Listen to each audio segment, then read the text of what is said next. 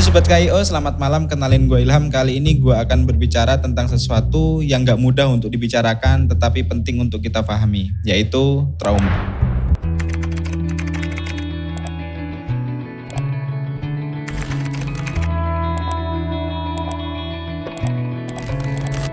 Jadi sebenarnya apa sih trauma itu? Jadi trauma adalah sebuah respon psikologi terhadap peristiwa yang menegangkan atau bahkan mengancam nyawa. Dan hal itu memiliki efek jangka panjang bagi kesejahteraan orang tersebut. Biasanya saat mengalami ini, orang-orang cenderung mungkin akan tersiksa dengan emosinya, tentang ingatannya terhadap peristiwa yang traumatik itu, dan ada beberapa kecemasan yang mengingatkan kembali terhadap peristiwa-peristiwa yang menyebabkan trauma itu.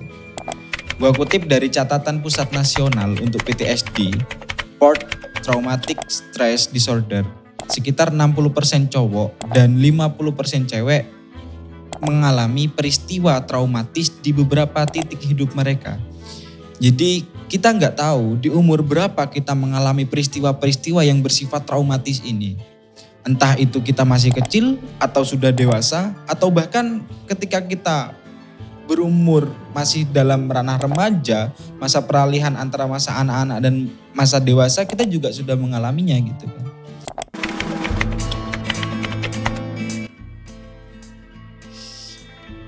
Oke Sobat KIO, penyebab terjadinya sebuah trauma itu dapat beragam. Ya setidaknya ada 3 faktor yang menjadi penyebab umum munculnya sebuah traumatik itu sendiri.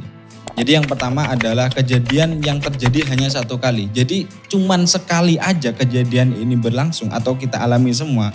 Hal itu bisa menyebabkan trauma yang mendalam kepada para korbannya. Termasuk gua, kalian semua gitu kan. Contohnya ya semisal kecelakaan gitu kan. Semisal kecelakaan meskipun hal itu tidak sampai menimbulkan kematian atau setidaknya hanya cacat yang kalian alami, hal itu bisa menyebabkan sebuah traumatik tersendiri di ingatan kita.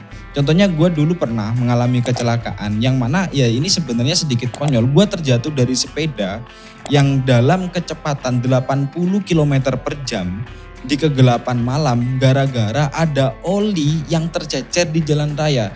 Dan itu rasanya gue mau muntah di situ dan gue nggak mau ngalamin lagi gitu. Atau mungkin ada dari kalian yang mengalami hal-hal yang serupa atau berbeda dalam hal konteks kecelakaan, ya silahkan tulis di bawah nanti gitu kan. Yang kedua, ada kejadian yang terjadi terus-menerus. Jadi untuk yang terus-menerus, poin yang kedua ini, untuk taraf penyebaban trauma, dia nggak bisa hanya didapatkan dalam sekali peristiwa. Jadi bertahap. Contohnya ya bullying gitu kan. Semisal teman-teman kita ngebully, hal itu biasa awal dianggap lucu gitu kan. Kemudian ketika terjadi terus-menerus dengan siklus yang serupa, hal itu bisa menyebabkan sebuah trauma. Atau mungkin bahkan KDRT, kekerasan dalam rumah tangga. Bagi seorang anak, hal itu ketika ada pertengkaran antara ayah dan ibunya, atau mungkin ketika seorang istri mengalami KDRT, menjadi korban KDRT dari seorang suami, dilakukan secara terus-menerus berupa pemukulan kah atau caci makian, umpatan yang menggunakan nada tinggi, ya rendah juga pasti juga menyebabkan trauma tersendiri gitu kan. Karena menusuknya ke hati dan mentalnya juga pasti akan terganggu gitu. Disebabkan emosi juga yang gak stabil gitu kan. Jadi itu yang nomor 2, kejadian yang terjadi secara terus-menerus. Jadi tidak sekali langsung trauma, ada tahap-tahapnya. Mungkin tahap pertama ketika KDRT gak seberapa. Ketika nanti sudah mulai beberapa kali, 2 kali, 3 kali dan seterusnya, hal itu menjadi sebuah hal-hal yang akan terus teringat di ingatan kita, di ingatan si korban itu, dan itu menyebabkan sebuah trauma. Contoh yang ketiga ya kejadian yang sering dianggap remeh. Contohnya ya ditinggal pasangan mungkin, ya kalian mungkin atau gue sendiri gitu. Jadi ketika lagi sayang-sayangnya kemudian ada chat atau notif kita putus gitu kan. Atau itu juga dianggap sudah biasa. Tapi secara sadar gak sadar orang yang diputusin dia akan cenderung lebih takut untuk memulai hubungan baru gitu. Atau ya ada pengalaman memalukan atau mengecewakan. Semisal ya ketika kalian jual beli online, ketika mau beli online sudah transfer ternyata ditipu. Itu mungkin efek pertama ya hanya orang iseng gitu kan. Dan kalian lagi gak cocok aja, gak hoki aja gitu, lagi sialnya dapet. Tapi untuk keterus-keterusan, hal itu akan menjadi sebuah traumatik tersendiri bagi kalian. Oke, itu tadi adalah penyebab-penyebab terjadinya sebuah trauma. Kemudian apa sih dampak dari sebuah trauma itu sendiri gitu kan. Yang pertama stres pastinya. Stres ya semisal ketika dipukul orang tua gitu kan. Dipukul, seorang anak akan cenderung bertanya, kenapa gue dipukul? Gue udah puasa wajib, ya kan? Gue udah sholat 5 waktu, jamaah lagi gitu kan. Dipukul, gara-gara apa? Gara-gara gue main PS, gara-gara gue gak belajar, atau gara-gara waktu belajar gue ketiduran, kemudian dipukul. Atau jangan-jangan gara-gara nilai gue menurun ketika di sekolah, yang biasanya peringkat 2, peringkat 4. Atau bagaimana? Ya, sehingga ketika seseorang tidak bisa menemukan jawaban atas pemukulan itu, dia cenderung stres dan memikirkan itu. Dia akan dihantui oleh pertanyaan-pertanyaan itu. Dan cenderung dia nggak bakal mau untuk dipukul lagi. Cenderung merasa takut dan dia merasa terkekang oleh hal itu. Kemudian yang kedua depresi. Ini adalah tahapan stres yang berkelanjutan. Ketika stres terus dilakukan, stres, ya perasaan dihantui tadi, dia akan traumatis juga. Ya itu juga dapat memicu depresi. Kalau akibat dari depresi lagi ya mungkin bundir gitu kan. Ya semoga gua dan kalian semua gak ada yang sampai depresi gitu kan. Karena hal itu ya sangat parah. Lalu siapa yang bertanggung jawab atas hal ini gitu kan. Yang nomor 3, kecemasan. Pastinya kecemasan. Dia akan cemas, ya ini tidak jauh lah dari poin 1 dan poin 2. Tentang stres dan juga depresi. Ini saling berkaitan. Orang yang stres pasti cemas. Orang yang cemas, yang kemudian stres, pasti juga depresi. Lalu langkah terakhir yang diambil, dia seperti tidak dibutuhkan orang lain. Dia merasa dirinya gak berguna, ya akhirnya apa? Bundir gitu kan. Yang keempat ya ada masalah dalam sehari-hari, semisal ya performa belajar menurun, nilai menurun. Atau mungkin ketika kalian yang sedang nonton ini adalah seorang yang bekerja, ketika depresi, stres, performa kerja menurun, yang kemudian ya menyebabkan masalah dengan kolega atau atasan, pekerjaan gak maksimal, dibentak lah, kemudian di PHK, nganggur, dan ya kembali lagi stres, depresi lagi gitu kan. Itu malah ke tahap yang level 2 gitu. Kemudian yang nomor 5 adalah ya kecanduan alkohol atau bahkan obat-obat terlarang. Hal ini mungkin biasa maraknya itu pada kaum remaja. Kaum remaja itu lebih mengarahkan konsumsi alkohol dan juga obat-obatan adalah sebuah pelarian dari depresi, kecemasan, stres itu tadi untuk menghilangkan sementara. Yang kemudian ketika efek dari mabuknya itu hilang, dia akan kembali lagi ke perasaan yang awal. Dan ketika itu dilakukan terus-menerus akan mengakibatkan apa? Ya cacat fisik, tubuh organnya tidak berfungsi secara maksimal. Dan kemudian apa? Ya yang diserang otak lagi gitu kan. Otaknya semakin tumpul. Gak ada yang generasi semakin maju. Gara-gara apa? Gara-gara trauma tadi itu sendiri. Dan siapa yang salah? Gitu. Siapa yang bertanggung jawab atas peristiwa trauma ini? Dalam literatur klasik Islam, ternyata ada sahabat yang pernah stres. Hal ini diriwayatkan di hadisul ifki, di mana korban stres ini dialamin oleh Sayyidah Aisyah binti Abu Bakar, istri Rasulullah sendiri. Jadi pada ceritanya Sayyidah Aisyah ikut perang dengan Rasulullah Kemudian setelah selesai perang, dalam perjalanan pulang, Sayyidah Aisyah hendak buang hajat. Hendak buang hajat, otomatis ya kaum muslimin harus istirahat kan di situ juga, sembari menunggu Sayyidah Aisyah gitu kan. Nah, setelah buang hajat, Sayyidah Aisyah kembalilah ke gerombolan para kaum muslimin ini. Nah, naasnya setelah dia di sana, Sayyidah Aisyah baru keinget, baru sadar bahwa dia nggak sengaja menjatuhkan kalungnya. Mau nggak mau dia harus kembali dong ke tempat dia buang hajat tadi. Nah, setelah dia kembali, kemudian mencari di mana kalungnya, karena nggak bisa langsung ketemu, posisinya pada malam hari itu kan. Setelah ketemu, Sayyidah Aisyah langsung kembali ke tempat di mana golongan kaum muslimin itu istirahat. Ini naas yang kedua, Sayyidah Aisyah udah ditinggal, karena ya nggak tahu kaum muslimin bahwasanya Sayyidah Aisyah udah kembali atau belum. Prasangka mereka ya sudah kembali, karena dalam jangka waktu yang begitu lama juga gitu kan. Kok mereka bisa nggak tahu kalau Sayyidah Aisyah itu belum kembali gitu kan?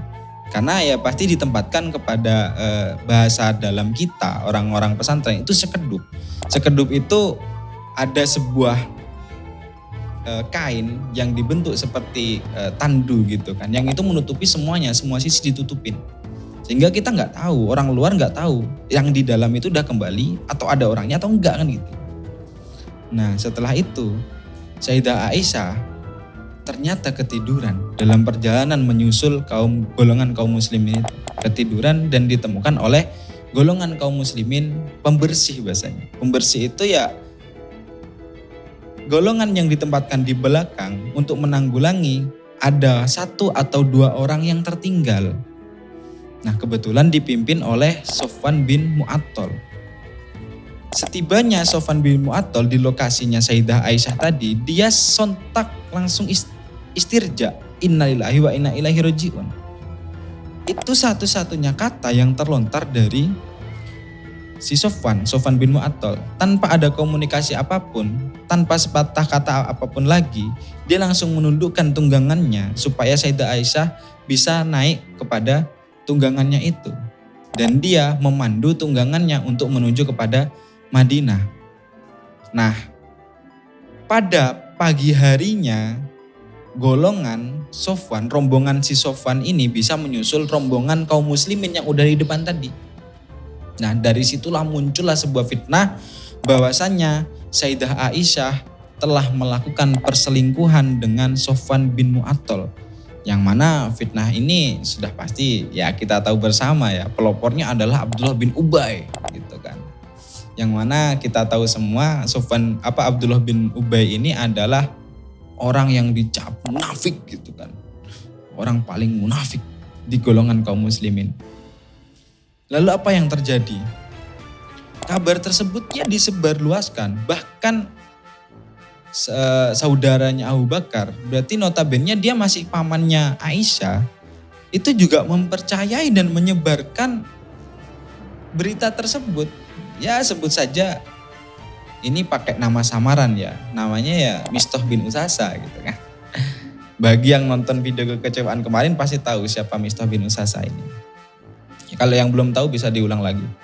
Nah, dari situ timbullah stres, depresi, karena dia nggak melakukan perselingkuhan, dia nggak melakukan komunikasi. Satu-satunya kata yang terucap dari si Sofwan bin Mu'attal tadi itu hanya istirja, innalillahi aja. Nah, kemudian ya akhirnya di situ kisruh kan, bahasanya kisruh. Semuanya diminta pendapat. Para sahabat diminta pendapat. Ini bagaimana pendapat kalian tentang istriku, tentang Aisyah bagaimana? Ya semuanya menjawab ya, aku nggak melihat apapun kecuali kebaikan. Nah, lalu di mana stresnya? Harusnya Aisyah legowo kan, menerima karena orang-orang yang lain melihat kebaikan. Stresnya dari orang-orang yang menyebar fitnah itu. Media belum ada, dari mulut ke mulut kencang gitu kan. Dan berita fitnah itu sudah menyebar luas ke khalayak Madinah. Nah di situ perasaan Aisyah, seorang wanita yang dituduh berselingkuh, seorang istri Nabi yang dikatakan sangat mulia sekali berselingkuh. dengan Sofwan bin Mu'attal. Beliau ya sangat depresi sekali, stres sekali. Bahkan orang yang menemaninya, ibunya si Mistoh tadi, Ummu Mistoh, ya bahasanya kalau sekarang emang si brengsek anak itu, anak dad gitu kan kalau bahasanya sekarang gitu kan. Anak nggak tahu diuntung gitu. Ya lebih diperparah lagi itu. Dalam literatur hadisnya, hadisul ifki, ada perkataan Sayyidina Ali, katanya gini, ya Rasulullah, lam yudhiyikillahu alaik, wan nisa'u siwaha kasirun. Udahlah Rasul, Tuhan gak kira mempersulit kamu.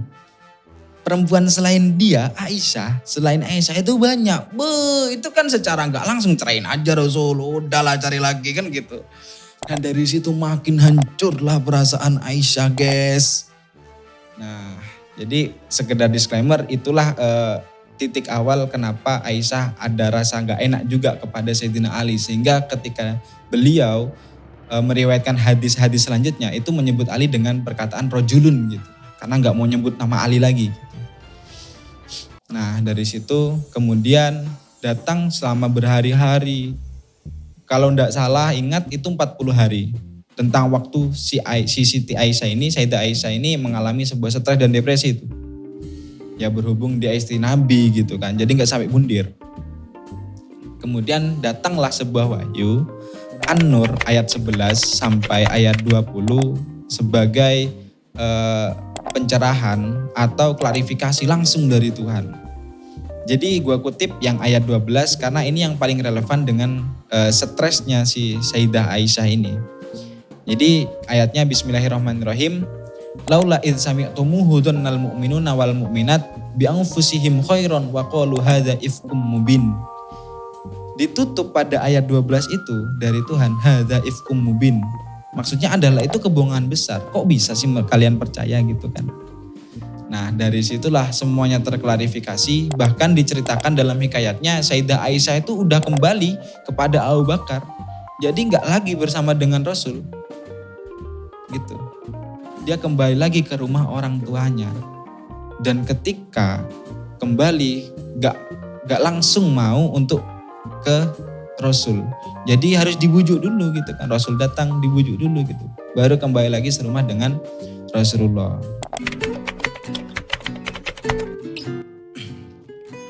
Oke Sobat KIO, dari sekian penjelasan gue tadi, gue bisa menarik sebuah kesimpulan. Setidaknya ada 2 poin yang dapat kita simpulkan pada pembahasan kali ini. Yang pertama, trauma itu adalah sebuah hal yang serius, gak main-main.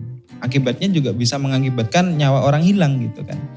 Maka dari itu sebisa mungkin kita tidak boleh memberikan sebuah traumatik kepada orang lain.